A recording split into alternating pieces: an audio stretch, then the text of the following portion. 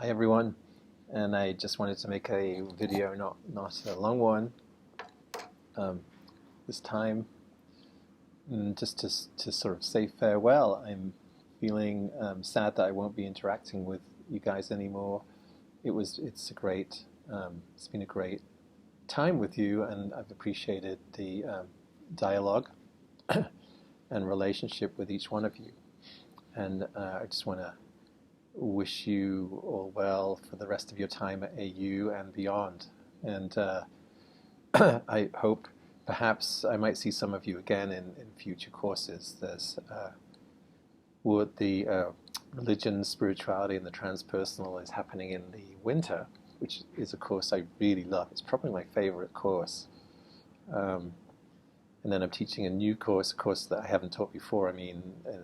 The Becoming a Teacher of Meditation in the spring, and Science and Spirituality in the summer.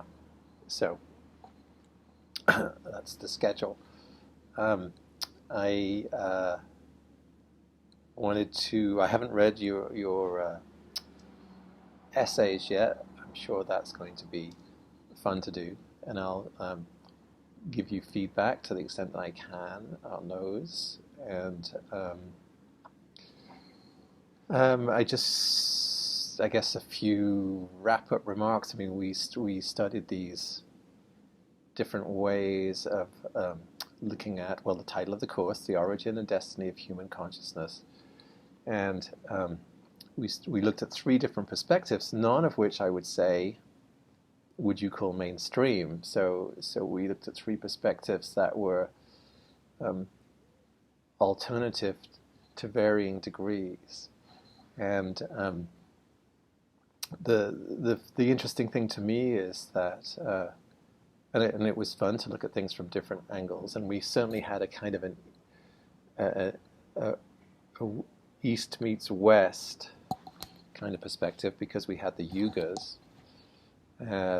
which is definitely a sort of a view that comes from the Hindu tradition, early Hindu tradition. So it was great to have these different perspectives. Obviously, from the West, we have this much more kind of directional view of evolution, that it's one way, a kind of a one-way street. But I think it's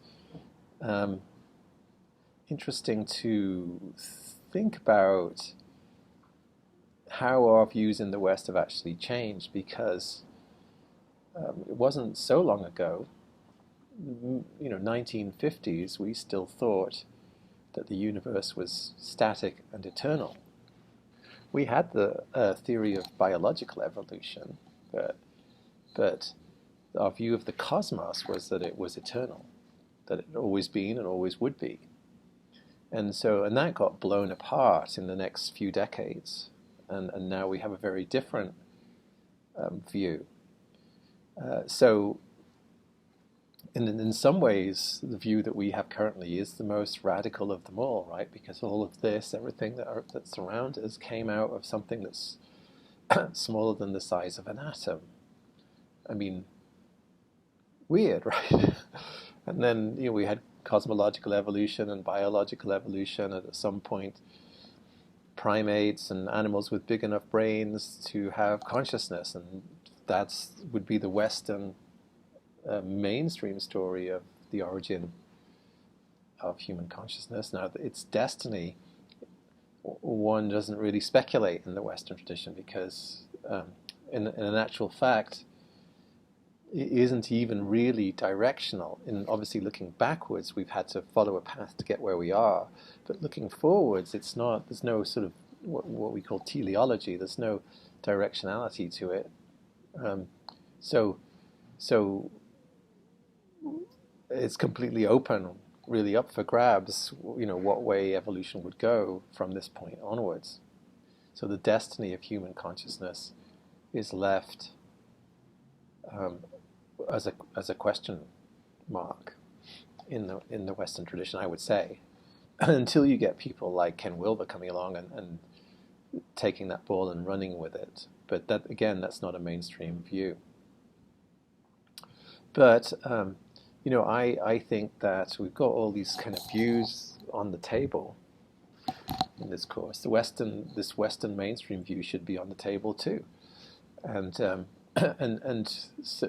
such that we would see the sort of different facets, the different possible ways of looking at kind of existence, and it's also different possible ways of looking at creation. Right? This Western mainstream view is our creation story, and the process of creation is ongoing. The Big Bang is still happening in every moment, really. So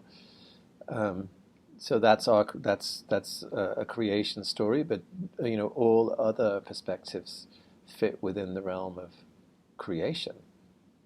So it's and what I think all these perspectives, all these sort of facets of this whole topic eventually show to us is that we can have a tremendous amount of fun inquiring into creation and into evolution and consciousness.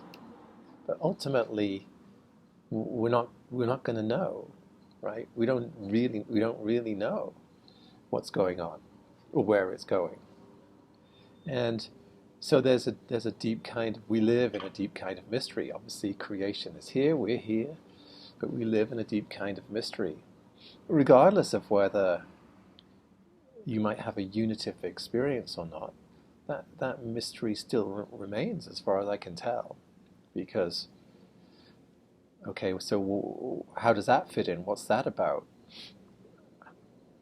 And so I think that it might be a sort of concluding way to move forward, that here we are in this beautiful mystery, and it's our part of our consciousnness is to inquire into it. That's part of what we do. We're going to inquire into it. We're going to sort of see what views about this existence that we're in, what views we can have, what views sort of work, using all the different faculties at our disposal. So I think that in a way that the Course shows us this. It doesn't lead us to an intellectual knowing, really, an intellectual knowledge, but it does lead us to this great place of appreciation for creation itself and our role in it, even though we don't really know what that is. But that's worthwhile. And when I think about all these different perspectives on the origin and destiny of human consciousness, and I think about the Western view, which we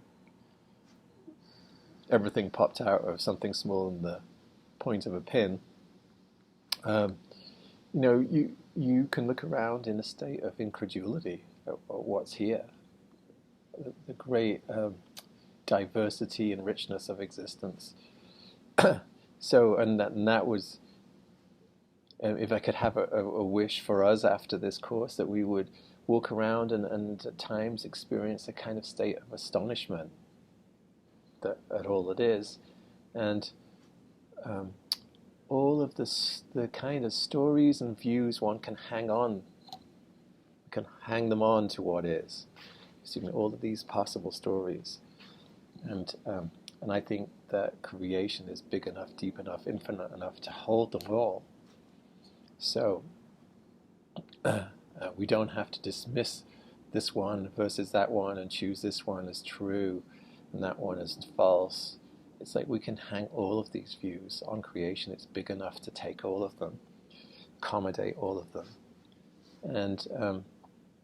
and so then that's also a part of creation. Is all of these possible perspectives that we can come up with.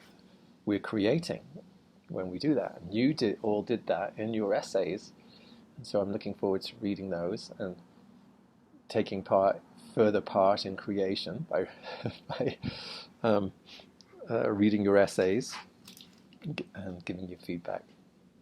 Anyway, so I hope that the course was enjoyable and useful to you. I don't know what the future of this course is. It's possible that I will inherit it, in which case I would probably make some changes, but I really don't know. But I hope it was a worthwhile experience for you guys, and like I said, I think we can walk away with a different kind of appreciation of this world and existence that we appear to be in. So, okay, blessings to all of you, and best of luck. Bye.